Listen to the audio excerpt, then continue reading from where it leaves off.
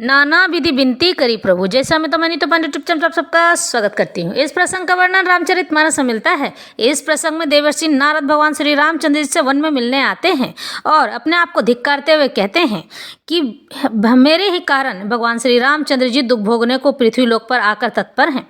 मैं उनसे मिलूंगा। तब वे मिलते हुए कहते हैं कि हे प्रभु, श्री राम का नाम ही सर्वोपरि हो, राम से भी बड़ा राम का नाम हो। इस तरह से वरदान मांगते हैं और श्री रामचंद्र जी तथास्तु कहते हैं। नाना विधि बिनती करी प्रभु, प्रसन्न जिये जानी। नारद बोले बचन तब, जोरी सरोरुह पानी। सुनहु उदार सहज रघुनायक, सुंदर अगम सुगम बरदायक। देहु एक बर मांगो स्वामी, यद्यपि जानत अंतर जामी। जानहु मुनि तुम मोर सुभाऊ, जन्म सन कब की करऊं दुराऊ।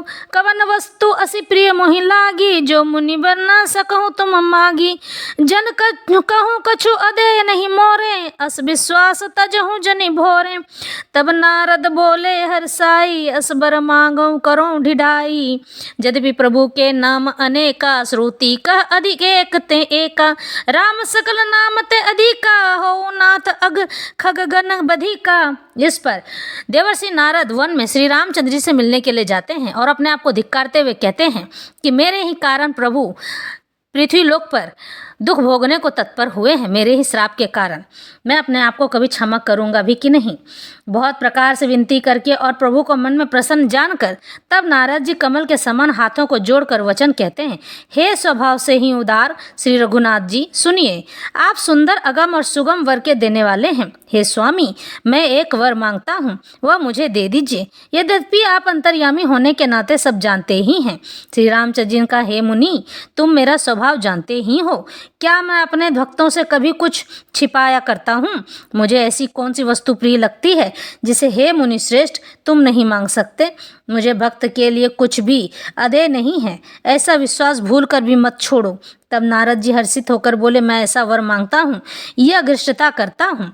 यद्यपि प्रभु के अनेकों नाम हैं और वेद कहते हैं कि वे सब एक से बढ़कर एक हैं, तो भी हे नाथ, हे रामनाथ, हे रघुनाथ, हे श्री रामचंद्र जी, सब नामों से बढ़कर हो और पाप रूपी पक्षियों के समूह के लिए यह बधिक के समान हो।